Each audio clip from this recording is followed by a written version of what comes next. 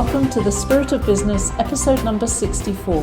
Who's the source in your business? With Matt Murphy and Sarah McCrum. Hi, Sarah.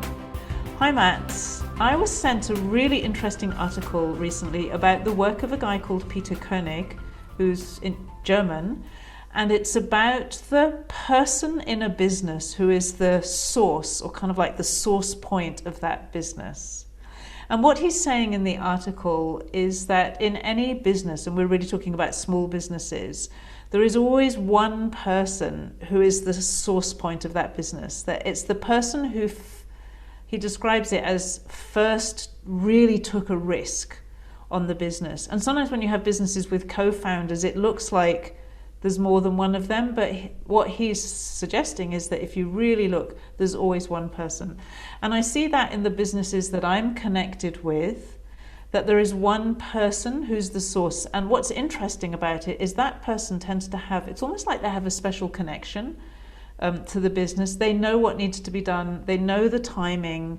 They get the insights or the intuitive, almost like a sense of guidance and a sense of direction that nobody else has in that same way. And I know that particularly well because I'm that for one business and I'm not that for another business I'm involved in. And I'm a co-founder in that other business, but I'm not the source. And I know it and I've always known it. But we got into lots of trouble at sometimes because we didn't understand this thing about a business having a source. And so I was trying to be a source that I wasn't. So I think that this is a really interesting thing to explore if we accept, for the sake of today's podcast, that this is a thing, that this is true. What's the consequence of that for people who work in those businesses, for the people who identify themselves as the source in their business, and also the people who don't? Yeah, that's an amazing thought process and one that's really connected and resonated with me just by you talking about it there, because I started to reflect upon my own businesses that I've operated over the years and thought about this concept of source. I think it is a thing. Like, you said, let's think about this. Is it a thing or isn't it a thing? I actually absolutely believe it's a thing. And I can see why it's a thing. And I look at it from a perspective, if I maybe unpack that for me personally, just like you did with your two businesses that you're heavily connected with, I've sort of had, personal connections with lots of businesses over the years, some that I've consulted to, some that I own, some that I've run quite significantly. And obviously, over the years in different forms, because I've been in partnership, I've been in a public company, I've been in different environments as well. So they all have this different energy and life of its own. So therefore, this concept of source, I think, applies to pretty much all of what we're talking about. And I do believe, as you say, it's in the small business category, because I think once you get into a large public company where you've got, public shareholders and directors, and they become more custodians, I think, so there was a source originally. Especially those businesses that were family businesses, for example. He writes about family businesses, or he talks about it. This is an article about him. And that in family businesses, there's often one source, and it's not always the person you think it is. He talks specifically about how sometimes it's the matriarch in the family who's actually the source, even though maybe the father or the patriarch, so to speak, is the one who's out in the public who makes the noise. So he says you actually have to really make sure that you clearly identify who it is who kind of holds the reins and knows where the horse is going. And it's good to be able to understand your role and responsibility, because oftentimes I question that in businesses, say, well, what is it that I'm making a contribution to this particular? And I think this will help to define some of that. And you also spoke about the concept of, patriarchs and matriarchs and that sort of stuff. And I watched a movie last week, Robin Williams in it, and it was called Jack. And it was an interesting movie, and I was watching it from the perspective, and I was watching the bond between a mother and her child. And you could really see the bond that was there. Now, not to say that fathers don't have a bond with their children, but there's just something that's, you see it sometimes, there's this really special bond between a mother and a child that I think would be very hard to replicate between a father and a child. Not to say, and that's controversial, I don't want that to be the theme of this, but it's something that I look at. And that special bond that you talked about, because you said it's the purpose, it's a source sort of thing, that special bond is very, very hard to replicate if you're another person in the organization, okay? Even if you're the co-founder, like you said before, you're the co-founder of this business, so technically you should be equal sources. Well, really, I don't see that there's always equal sources. And it probably also articulates or explains why there is so many partnership and business dissolutions. There's so many breakups of businesses, because maybe there's this tug of war around understanding your role, responsibility, contribution, your source to the business. And if we actually become a lot more aware of that, it might settle us down, because you go, okay, well, that's the contribution that I make, because I'm not necessarily the source and I recognize I'm the source, but I'm this other thing that sits over here that makes it work from that point of view. Yeah, it was actually really hard for me to begin with when I was invited to be a co-founder, which made sense. But I didn't feel it inside myself, so I always felt inadequate, because I knew that I didn't have the ideas, and that kind of the driving force of the business wasn't in me. And I thought, well, if I'm a co-founder, it should be, so clearly I'm not a proper co-founder. That's what went through my mind. Once I read about this source idea, it was like, oh, I can be a co-founder because I've been there from the beginning, and I'm really useful and helpful, and there's a unique role that I hold in the business that even the founder, the source founder, so to speak, doesn't do in the way that I do it. It doesn't mean that other people are not useful. They all bring their uniqueness to it. But I don't have to feel bad within myself for not having that kind of that driving and the feeling of the pace and of what needs to happen next and all of those kinds of things. Because I don't have that in the same way, whereas I can see that I do have it in the business where I am the source. I know what needs to happen. I know what I'm thinking about for a few years ahead, and I might not be able to put it in a business plan, but inside myself I know kind of very precisely what are the really important things for this business, and it's a very different feeling. And I think a lot of founder groups probably, actually you're right, that they fall apart or they fight. At one point we had several co-founders, and it completely fell apart because everyone was wanting to be a founder in a way, and we didn't know this at that time, and it caused some real pain, horrible.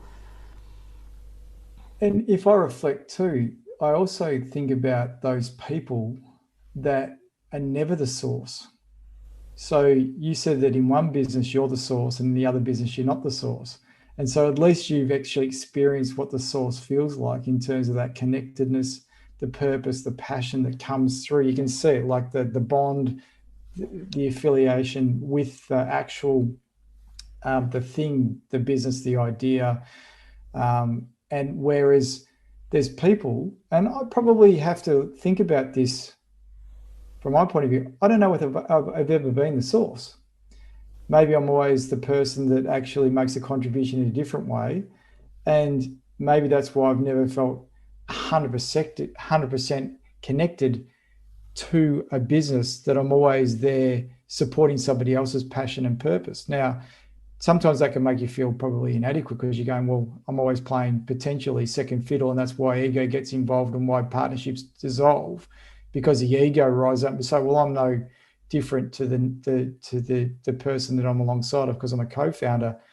But there's not this acknowledgement of, maybe as a source you always feel like you're the most powerful person, or you're the person and you're the one, and so therefore everybody honors you and that particular thing. I know I've just said a lot in that but statement. That's really important. I think that's very important. One of the things that I read when I read about this whole source idea, because it was brand new to me, was that many sources, I think they do think they're the one. They don't always know what they're lacking. They're often not even the person who can best articulate what they do, which is an interesting So that kind of intrigued me, that so somebody else could actually be better at explaining what it's about than that source person. And no source of a business can function on their own. And I think it's very dangerous. So there's an ego that can grow in the helpers or the co-founders, the other people who work around that source. There's an ego there that can grow like, oh, we're just the same as this person. And there's an ego in the source which can make them feel like I'm special, I'm the one. Whereas actually the person who is that can only do what they want to do because of all the people around them. And so we all actually need to have good relationships with each other. But I think knowing how we fit in relation to this source idea helps us all to calm down the egos and recognize how we need each other. And I wouldn't imagine that everybody wants to be that source person. It probably appeals to a certain type of person. No, but what it can do when you talk, it can create jealousy because the person that is the source or has the purpose and the passion is really connected with it. An attractiveness to that because you think, oh wow, that's pretty cool that somebody feels that particular way. And if you don't, and you're still involved in the organization, it's like, well, I don't feel that way. And then there's a jealousy because because it's attractive, everybody gravitates towards that source because there's an attraction there because they feel the way they do. There's an emotional element there. There's a bond. Whereas the other person or other people that are involved in the business that still might be co-founders aren't that person. And so therefore that's when this whole jealousy ego thing can possibly kick in. I've seen that before too. Yes, I'm thinking of some businesses that I know of, and it's really clear who's the source. And sometimes I can think of one where one of the other the original co-founder is a very, very good presenter and runs a really good business, and I can feel at the same time that he's not the source. And I don't know if there's actually any issue in their relationship, but I can kind of feel what you're talking about. There's almost like a wishing to be that source person, and knowing at the same time that you're not. Because if you're not, you're not. If you are, you are. There's not. I don't think there's nothing really to discuss about it. So that's a kind of interesting dynamic, isn't it? It is because where it can manifest itself into is resentment. Yes, and that's so. I think one of the things in our culture is we tend to slightly hero worship source types of people. We hero worship creative, very entrepreneurial people. But it's funny, if I look in my business and through clients, I would say that in a way, I've seen a lot of people on that very entrepreneurial journey, kind of boom and bust, and I don't have a lot of respect for that, because I think there's a much more responsible way of going about business. And these kind of heroic entrepreneurs who, they build multi-million, billion-dollar companies, and they started off, they didn't have enough money to buy a pair of shoes and all this kind of stuff. It's become a little bit part of our cultural sort of, there's a thing around it, but that's just culture. It's not true. It's just a No. perception. And really, what I think is a really good thing is that over the last maybe 10 or 20 years, we've seen more very, very successful business leaders, huge, large business leaders who are introverted or who are very geeky or who are not that creative entrepreneurial type at all. They're systems types, for example. They work in a different kind of way. And I think that that's a very good balance to that entrepreneur who's full of flair and the source visionary person who's got this kind of passion and fire about what they're doing, but they're not necessarily running a good business or being responsible just because they have that.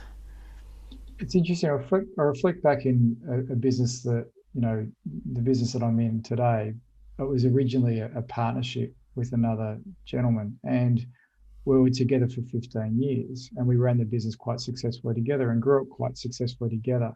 And I often reflect, and it's probably a different way of describing this source concept, I used to say that he was the first to have an idea. So he had the idea. He would always come up with an idea, and he would come to me with an idea because he's quite a creative, person.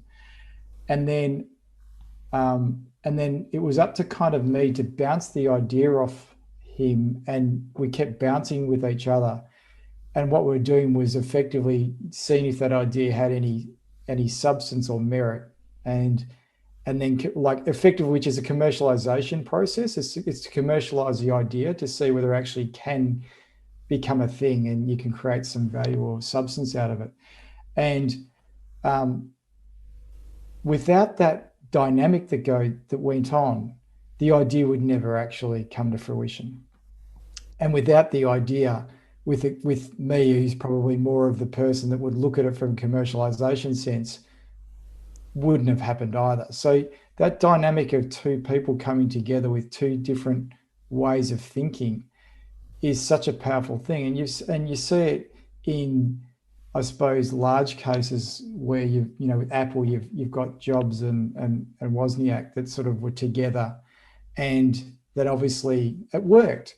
And it's about, and I came to that realization that, because as you say, the person that comes with the idea is a genius, is seen as the genius, is the creator. And that's where everybody sort of has that hero worship that you're talking about. But really, the person that then takes that idea and then runs with it and massages it and throws it up in the air and thinks about it and breaks it apart and puts it back together again and thinks of all the things that could or couldn't happen for it.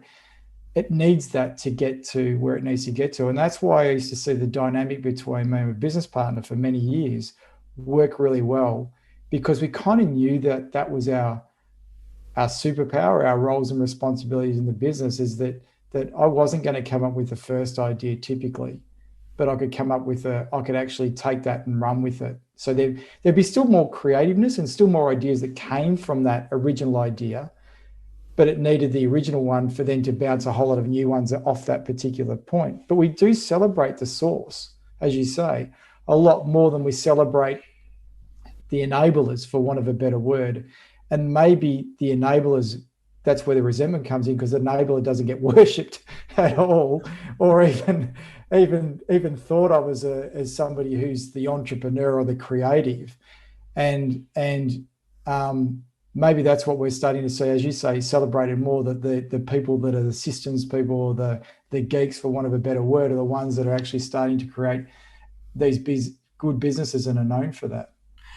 Well, the other thing that seems important to me is that actually being celebrated for being the visionary or something kind of probably looks cool from the outside, but I don't think that it's terribly good for anybody to have people think you're amazing just because you came up with this thing. You're not particularly amazing. You're just doing what you do well, which is no more important or more significant than what that you called an enabler. There's a book called Rocket Fuel that talks about visionaries and integrators, and I think an integrator is a great word because it has that integrity and wholeness in it. It makes the whole thing kind of work. So those people are not less significant. So that part for me tells me that to be in business, we're really better off if other people's worship or lack of worship doesn't affect us at all, because we know what we're doing and we're doing that thing. And it doesn't matter whether you're the visionary, the source or whatever, or you're the person who makes it all work or who commercializes it. Like, can you imagine me on my own trying to commercialize something? It's like it would be entirely a question of luck whether it would happen or not, because I don't think that way. I don't think about things like that. And there's nothing wrong with that, and there's nothing right with it. It's just what it is. We're different kinds of people, and so maybe from that perspective, we need to just let go of that. The worship thing is not worth a lot. Maybe that's the reason why there's a thing to be, is an advantage or something to be celebrated in this concept of the source and understanding the source and saying, well, that's a thing. Okay. And we go, that's a thing. And we go, that's awesome. That's the role that you play in the organization. But equally, there's other people in the organization that play these other roles that are equally important. and probably don't have the same emotional presence associated with it or the connection, that sort of type thing. But that's okay. And those people are okay to continually operate the way that they do and not feel like second class citizens in their own organization because they don't have that strong connection, and feel like they're not purposeful because they don't have that strong connection. And I get that. I get that sense on a personal level where I can be in an organization and don't feel the same level of passion and purpose and power historically. And so therefore I go, well, what am I doing here? What do I do? What contribution am I making? And it's actually quite uncomfortable. And you start to question your value and your contribution in that situation too. And I see this time and time again. Now, I've probably learnt that over the years, so it's not as present today as it was, and I know probably more about my contribution and superpower and value is. But over the years, I've seriously questioned it. Yeah, that's why I think that it's such an important topic. It's clearly, that role is just one role. And as you say, they get more attention often than others. But it feels to me exceptionally important for people to understand it so they know what it is that person does actually do really well. Because I think the other problem is that other founders or other leaders in an organization, they want to try to lead in that same way, but they can't. It's like whatever they do. I heard somebody say, I think we were in a conversation with her the other day, and she works in her husband's business. And she said to me, if ever I have an idea, it doesn't work. The idea has to come from him because in that business, he's the source. And she could just see that. She could see that when she tries to play his role, it doesn't work.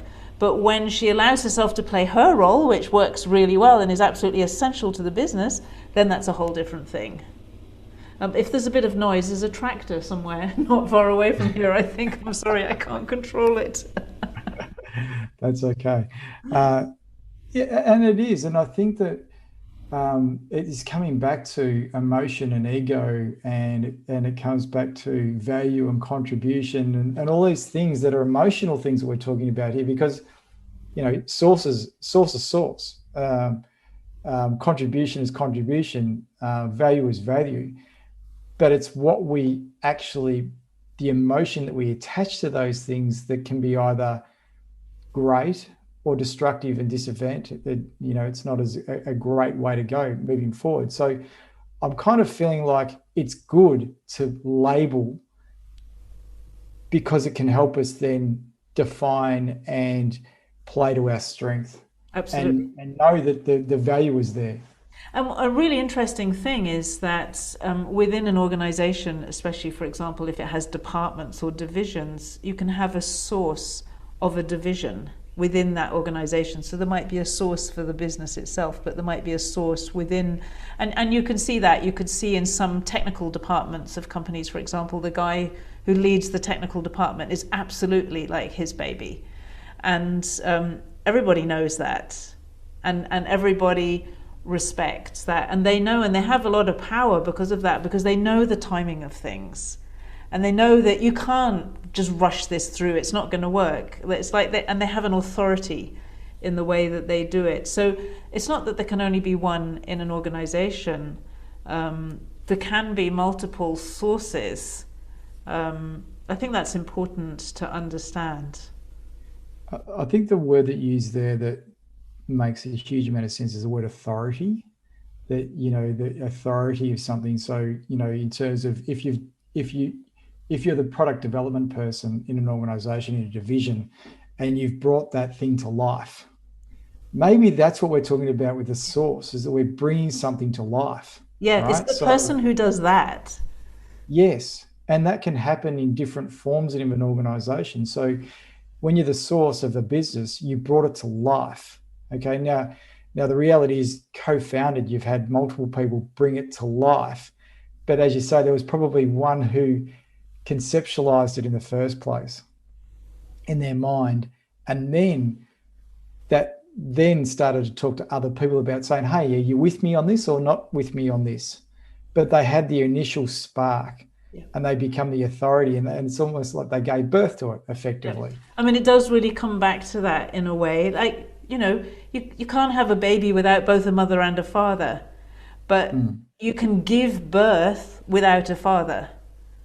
Yes. You know, you only need the mother to actually give birth. And so there is something that clearly there's a different dynamic, and clearly not everybody has that experience. Like I didn't have that experience. Mhm. Um, that's just, you know, that's what it is. Different people have different experiences. So, and you will have a more whole feeling in a family if you have a functional mother and a functional father. Generally Mm. speaking, it seems that that's good for families. Dysfunctional parents, clearly not so good. Um, and they play different roles, and that not all fathers are the same and not all mothers are the same, but there is something in that particular experience. It's funny, interesting that the words go together: conceptualization, conception, and then Mhm. giving birth.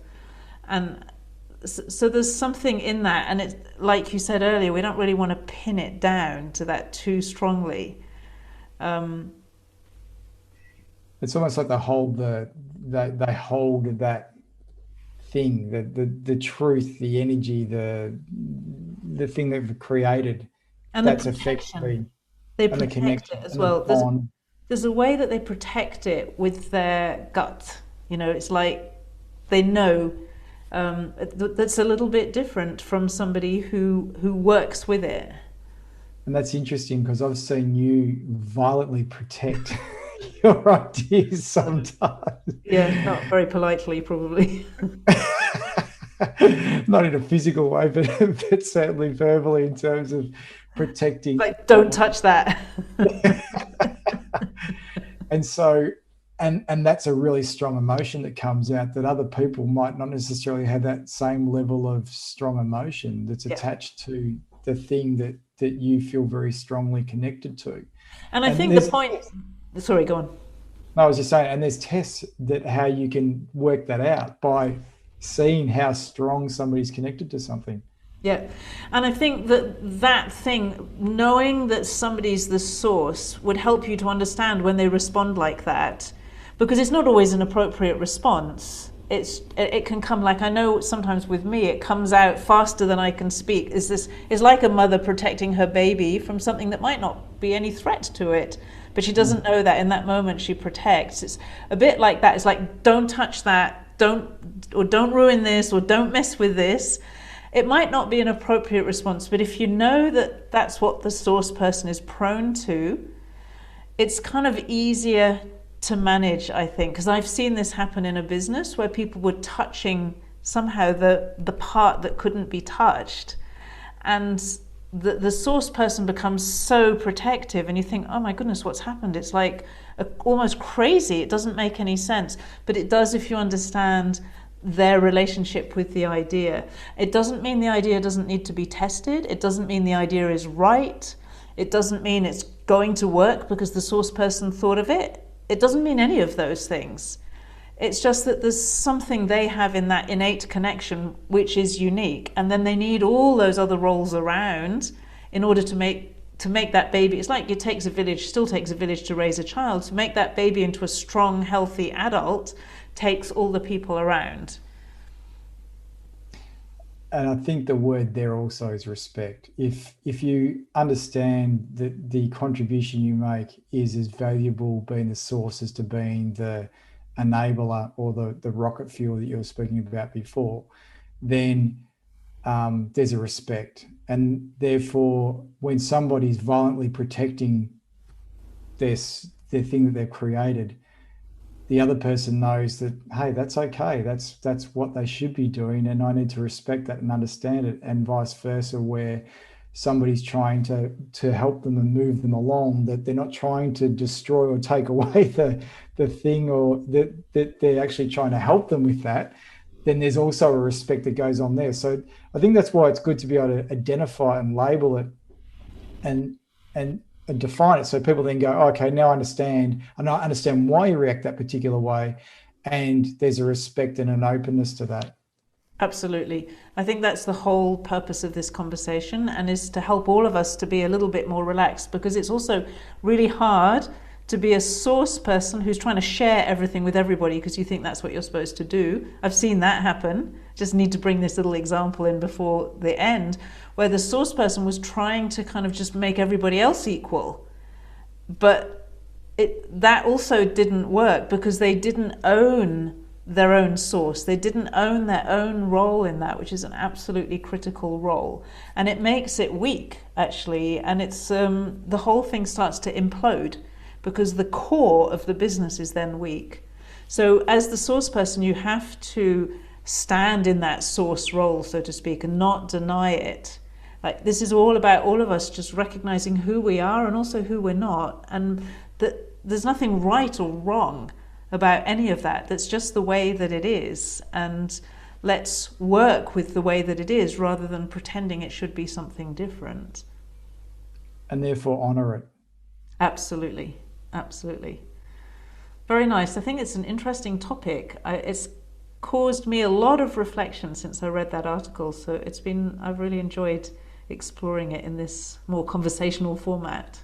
I really appreciate you bringing it to this conversation too, because it helps to, it just helps to settle things down too, and make you aware of what's actually going on, or the dynamic that's going on in relationships and why people are behaving there. And so therefore that creates a lot of empathy too, because then you can actually start to understand why people behave the way they do, and you can stand in their shoes. And so therefore act appropriately because of that, rather than just sort of, being in conflict and fighting, which is obviously destructive in its own nature. So I really like it, and I'm really pleased that we've had this conversation today, because it brings it from the back of the mind, the front of the mind, to then be able to then know what's going on in the dynamic of relationships. And I'll put a link to the article that I read in the show notes in case you want to see what I was reading about and find out more about it. So thank you very much, Matt. Thanks, Sarah.